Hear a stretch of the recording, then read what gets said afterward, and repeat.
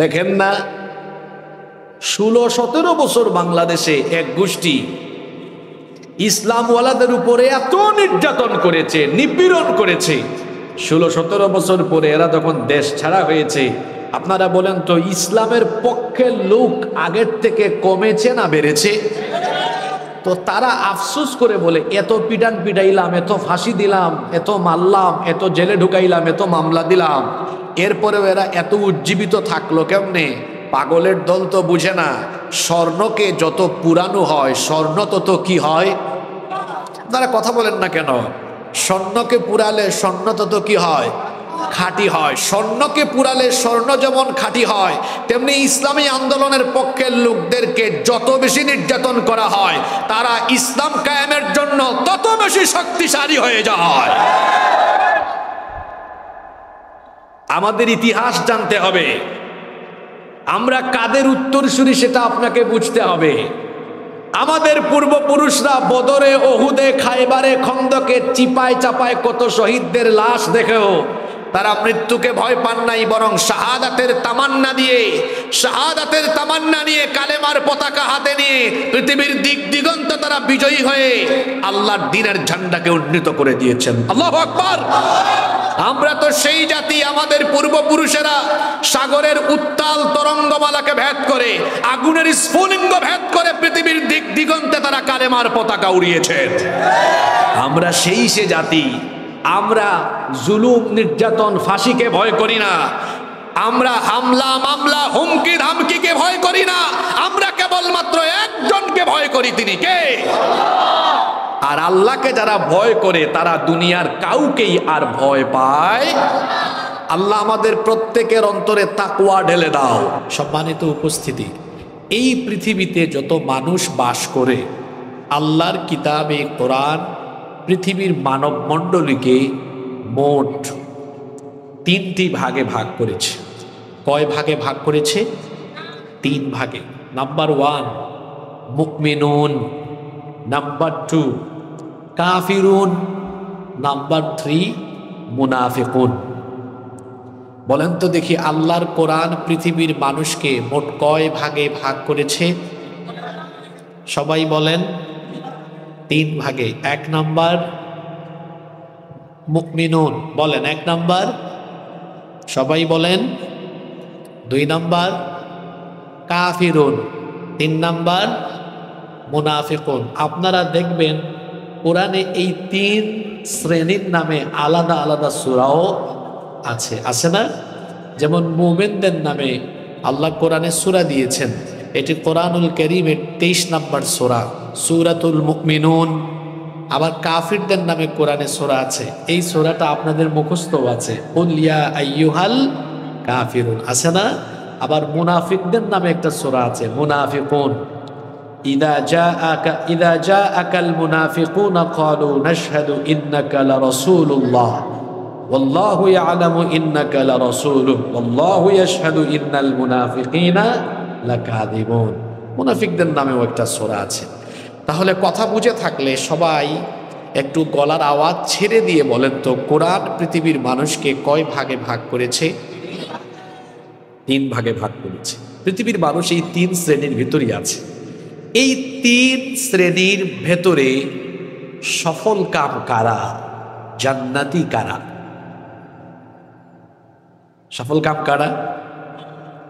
মুমিনুন, ইমানদার যারা, মুমিন যারা, সফল কাম এবং জান্নাতি হলো তারা। সুবহানাল্লাহ পড়বেন না? কাফিররা, মুনাফিকরা উভয়েই জাহান্নামে। কাফির এবং মুনাফিক উভয়কেই জাহান্নামে যিনি দিবেন তিনি কে? আর মুমিনদের ব্যাপারে আল্লাহর ভিন্ন ওয়াদা। মুমিনদের ব্যাপারে আল্লাহর ওয়াদা হচ্ছে আলাদা। আল্লাহ তাআলা মুমিনদের ব্যাপারে কোরআনে কারীমের বিভিন্ন জায়গায় জান্নাতের সুসংবাদ দিয়ে ওয়াদা করেছেন। সূরা কাহাফের ভেতরে আল্লাহ বলেছেন, ইন্নাল্লাযীনা আমানু ওয়া আমিলুস সালিহাতি কানাত লাহুম জান্নাতুল ফিরদাউসি নুজুলা খালিদিনা ফিহা লা ইয়াবগুনা আনহা হিওয়ালা। আল্লাহ তাআলা বলছেন, নিশ্চয়ই ঈমান এনে নেক কাজ করেছে যারা, আল্লাহর 1 নম্বরের জান্নাত জান্নাতুল ফেরদাউসের ওয়ারিশ হয়ে যাবে তারা। তাহলে মুমিনদের জন্য জান্নাতের ওয়াদা যিনি করেছেন, গলার আওয়াজ বড় করে সবাই বলেন তো তিনি কে? আমরা সফল কাম হতে চাই কি চাই না? এই পাশে যারা বসেছেন আপনারা কি সফল কাম হতে চান না? আমরা সবাই সফল কাম হতে চাই কি চাই না? আমরা সবাই আল্লাহর জান্নাত চাই কি চাই না? সফল কাম এবং জান্নাতি হতে হলে শর্ত হলো এই 3 কাতারের ভেতরে 1 কাতারে ঢুকতে হবে, বাকি 2 কাতারে যাওয়া যাবে না। কাফিরুন মুনাফিকুন এই 2 কাতারে যাওয়া যাবে না। যে কাতারে শামিল হতে হবে সেই কাতারের নাম হলো, বলেন বলেন। এখন আমরা মুমিনদের কাতারে যেতে চাই। প্রশ্ন হলো মুমিনদের কাতারে যেতে হলে কি করতে হবে? মুমিন কারা আর মুমিনদের গন্তব্য কোথায়? আপনাদের জন্য একটা সুখবর হলো আল্লাহ তাআলা মুমিনদের নামে আলাদা একটি সূরা দিয়ে মুমিনদের পরিচয়, বৈশিষ্ট্য এবং গুণাবলী উল্লেখ করে এই গুণাবলী অর্জনকারী মুমিনদের জন্য আল্লাহ তাআলা জান্নাতুল ফেরদাউসের সুসংবাদ দান করে দিয়েছেন। সেই সূরাটা কোন সূরা? সেই সূরাটার নাম হলো সূরাতুল মুমিনুন। মুমিনদের সফলতা আর জান্নাত লাভের জন্য যে গুণাবলী অর্জন করার দরকার, সেই গুণাবলীগুলো আল্লাহ যে সূরায় তুলে দিয়ে আমাদেরকে জান্নাতের ওয়াদা দিয়েছেন। একজনও চুপ থাকবেন না, বলেন তো সেই সূরাটার নাম কি? সকলে বলেন সূরাতুল মুমিনুন। এই সূরার ভেতরে আল্লাহ তাআলা মুমিনদের পরিচয় এবং গুণাবলী বর্ণনা করেছেন ধারাবাহিকভাবে। এরপরে এই গুণাবলী গুণাবলী অর্জনকারীদের জন্য আল্লাহ তাআলা জান্নাতুল ফেরদাউসের সুসংবাদ দান করে দিয়েছেন। সুবহানাল্লাহ। আজকে আমরা ওই সূরা থেকেই কিছু কথা শুনব ইনশাআল্লাহ। তাহলে বলেন তো এই মাহফিল থেকে বাড়ি যাওয়ার পরে যদি আপনাদেরকে চাচি, ভাবি বা এলাকার কেউ যারা দূর দূরান্ত থেকে এসেছেন জিজ্ঞেস করে, এত দূরে মাহফিলে গিয়েছো, হুজুর কোন সূরা থেকে আলোচনা করেছিল? আপনারা বলতে পারবেন না? কোন সূরা? মুমিনুন।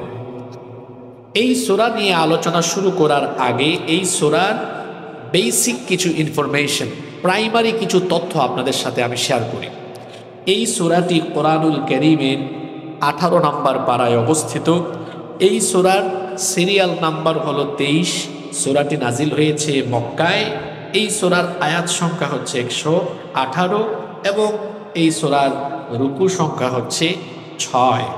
সম্মানিত উপস্থিতি, কোরআনুল কারীমের যে কোনো সূরা বা আয়াতের তাফসীর, ব্যাখ্যা বুঝতে হলে ওই সূরা বা আয়াত নাজিলের একটা হিস্ট্রি, ব্যাকগ্রাউন্ড, যেটাকে আরবিতে বলা হয় সাবাবুন নুজুল বা শানে নুজুল, ওইটা জানতে হয়।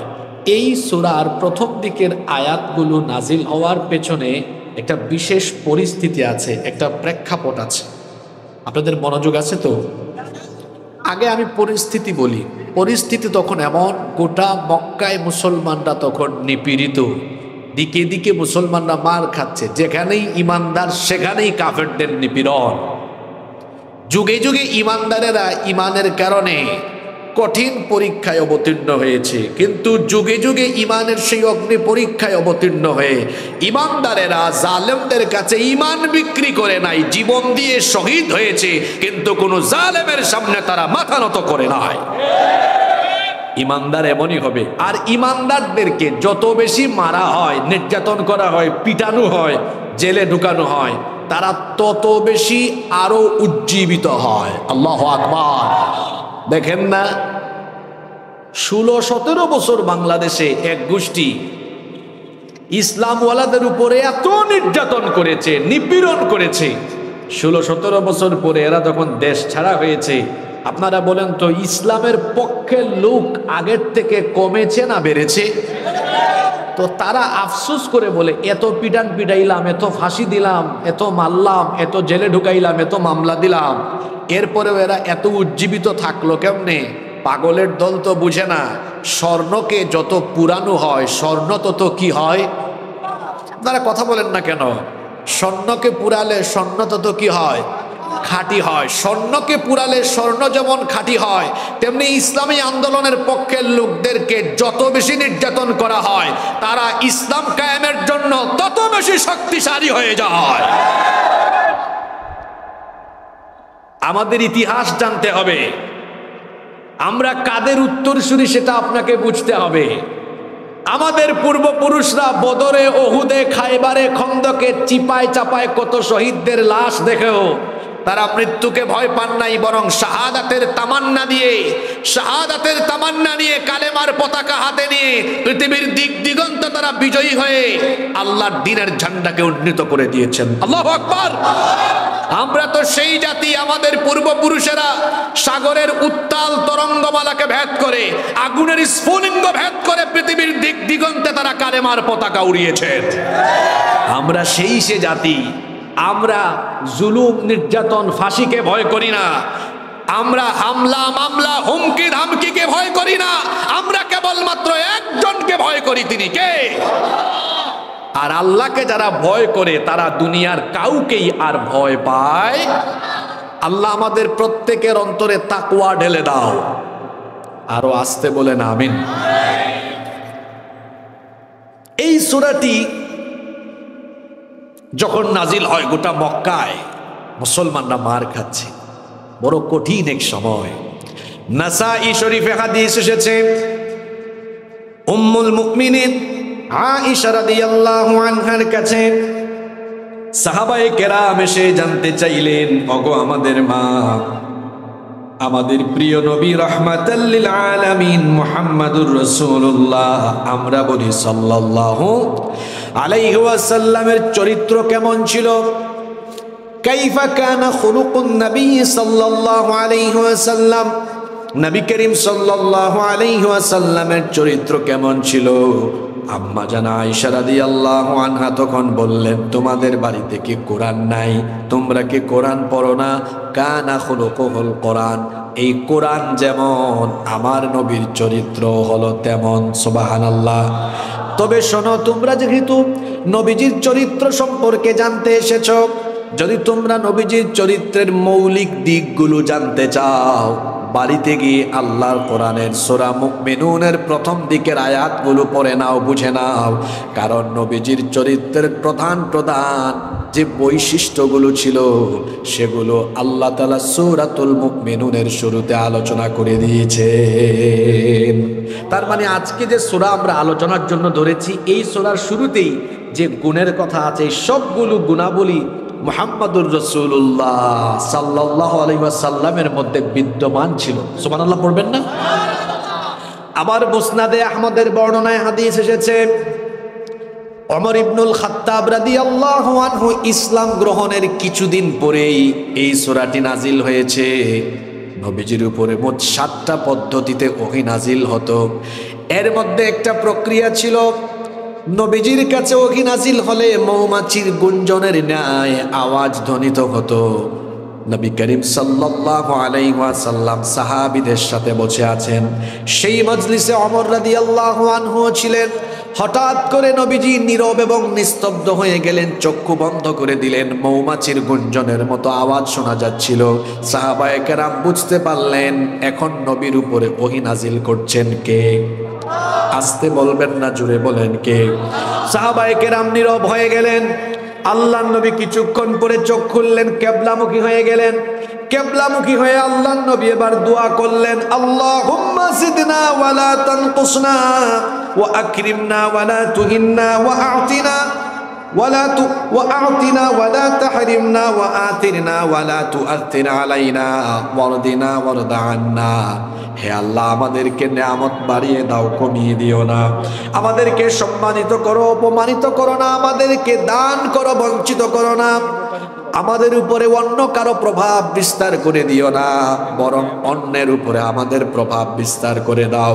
আমাদের উপরে তুমি সন্তুষ্ট হয়ে যাও, আর তোমার উপরে আমাদেরকে সন্তুষ্ট করে দাও। বলেন আমিন।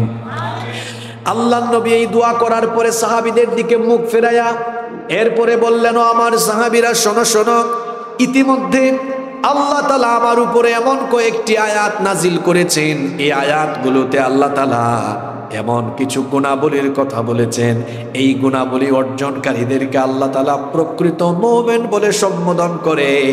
এই গুণাবলী যারা অর্জন করবে, আল্লাহ তাআলা তাদের জন্য জান্নাতুল ফেরদাউসের ওয়াদা করে দিয়েছেন।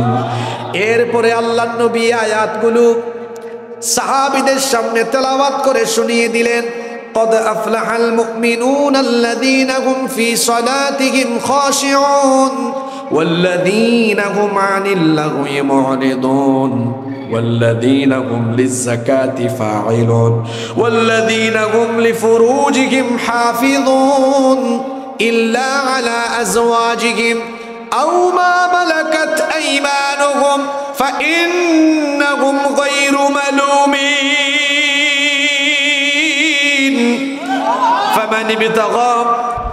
فمن ابتغى وراء ذلك فأولئك هم العادون والذين هم لأماناتهم وعهدهم راعون والذين هم على صلواتهم يحافظون أولئك هم الوارثون الذين يرثون الفردوس هم فيها خالدون।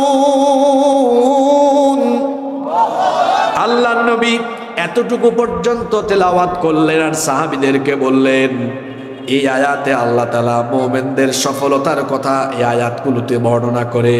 এখানে আল্লাহ তাআলা মোট 7টি গুণাবলী বর্ণনা করেছেন। এই 7টি গুণ অর্জন করবে যারা, আল্লাহর জান্নাতুল ফেরদাউসের মেহমান হয়ে যাবে তারা। কথা বুঝে থাকলে বলেন তো কয়টা গুণ?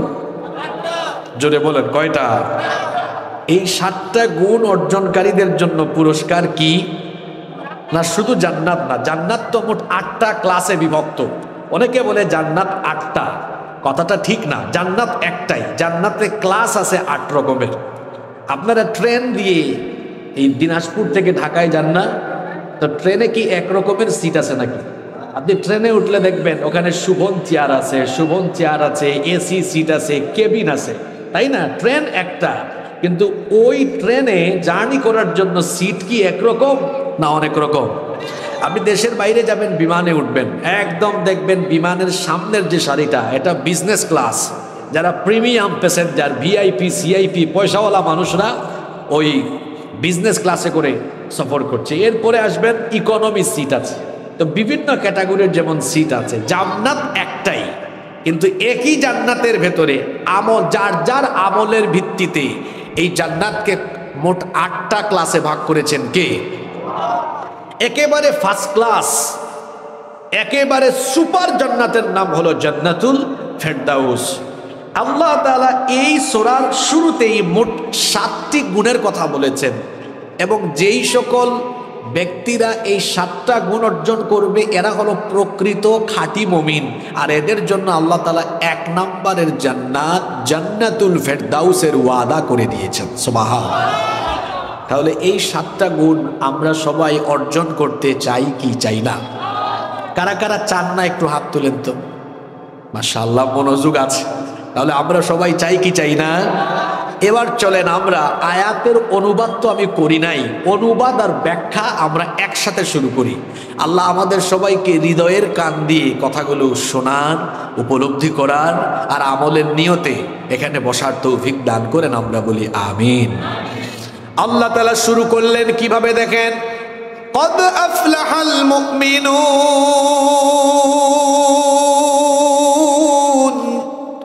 অবশ্যই মুমিনরা সফল কাম হয়েছে। পরিস্থিতি আপনাকে বুঝতে হবে। এমন এক সময় এই সূরার প্রথম আয়াতে আল্লাহ এই কথাটা বললেন, অবশ্যই মুমিনরা সফল কাম হয়েছে। যেই সময়ে মক্কায় প্রত্যেক মুমিন মার খায়, প্রত্যেক মুমিনদেরকে নির্যাতন করা হয়, ওই সময় আল্লাহ এই কথাটা বললেন, অবশ্যই সফল কাম হয়েছে মুমিনরা। প্রাথমিক পর্যায়ে যারা ঈমান এনেছিলেন এদের মধ্যে বেশিরভাগ মানুষ অত্যন্ত দরিদ্র ছিলেন, কোনো মতে খেয়ে দিয়ে চলতে পারতেন, অনেকের ঘরে খাবারও ছিল না, ঘর বাড়িও ছিল না। ঈমান আনার ফলে কাফেররা শারীরিক, মানসিক এবং অর্থনৈতিক নির্যাতন আরম্ভ করলো, দুর্বলদেরকে বাড়ি ছাড়া করলো, ঘর ছাড়া করলো, ব্যবসা বাণিজ্যে ধস নামলো। কাফিররা এই দুর্বল অসহায় মুমিনদেরকে বলল, তোমরা তো ঈমান এনে ক্ষতিতে পড়ে গেলে, ব্যবসা বাণিজ্যে লস, জীবনটাকে উপভোগ করতে পারলে না, খাওয়া দাওয়া ফুর্তি করো, দুনিয়াটা মস্ত বড়, তোমরা দুনিয়াটা উপভোগ করলে না, তোমরা বড় বোকা মানুষ, তোমরা বড় নির্বোধ মানুষ, তোমরা আমাদের মতো চালাক হতে পারলে না। যদি চালাক হতে তাহলে তোমরা মুহাম্মদ, আমরা বলি সাল্লাল্লাহু আলাইহি ওয়াসাল্লামের উপর ঈমান এনে এরকম মুসিবতে পড়তে না, তোমরা তো ক্ষতিতে পড়ে গেলে। কাফির মুশরিকরা যখন দুর্বল সহায় নিপীড়িত মুসলমানদেরকে এরকম ঠাট্টা করা আরম্ভ করলো, এরকম কঠিন সময়ে আল্লাহ তাআলা এই সূরার প্রথম দিকের আয়াতগুলো নাজিল করে আল্লাহ সূরাটা শুরু করলেন কিভাবে দেখেন, কাদ আফলাহাল মুমিনুন, কাফির বেঈমানের গোষ্ঠী, তোমাদের সাফল্য আর ক্ষতির মানদণ্ড ভুল। এই দুনিয়াতে জাগতিক দিক থেকে সমৃদ্ধ হলে পরেই মানুষ সফল কাম হয়ে যায়, তোমাদের এই অনুমান সম্পূর্ণ ত্রুটিপূর্ণ, তোমাদের এই মানদণ্ড সম্পূর্ণ ভুল। তোমরা মনে করেছো আমার এই অসহায় দুর্বল ইমানদারেরা দুনিয়াতেও ক্ষতিতে, আখেরাতেও ক্ষতিতে পড়ে গিয়েছে, তোমাদের এই অনুমান সম্পূর্ণ ভুল, বরং তোমরাই ক্ষতিতে আছো। আমি আল্লাহ জানিয়ে দিলাম, কাদ আফলাহাল মুমিনুন, এই নিপীড়িত অসহায় দুর্বল মুমিনরা দুনিয়াতেও সফল, আখিরাতেও সফল। সুবহানাল্লাহ। এরপরে আল্লাহ বলছেন, এই সফলকাম মুমিন হতে হলে কিছু কোয়ালিটি, কিছু গুণ অর্জন করতে হবে। আপনাদের মনোযোগ আছে তো সবার? ধারাবাহিকভাবে এবার একটা একটা করে আল্লাহ সেই গুণের কথা বর্ণনা করলেন। আল্লাহ তাআলা শুরুতেই বললেন, ক্বাদ আফলাহাল মুমিনুনাল্লাযীনা হুম fee সালাতিহিম খাশিউন। Successful indeed are the believers, those who humble themselves in their prayer. সফল কাম হয়েছে তারা নামাজে বিনয় অবলম্বন করেছে, যারা নামাজে যারা বিনয়ী হয়। শুধু নামাজি ব্যক্তিরাই সফল নয়, বরং অনেকে আছে নামাজ আদায় করে নামাজের মধ্যেই এমন এমন কাজ করে যার ফলে তার নামাজ নষ্ট হয়ে যায়, যা খুশুয়ের বিপরীত। অনেকে আছে নামাজে দাঁড়িয়ে দাড়ি খিলাল করে, জামা কাপড় ঠিক করে, ঘড়ির দিকে তাকিয়ে থাকে, ডানে বামে তাকায়। অনেকে আছে নামাজে ব্যবসা বাণিজ্যের হিসাব করে। কি বলেন, এরকম মানুষ আছে না নাই?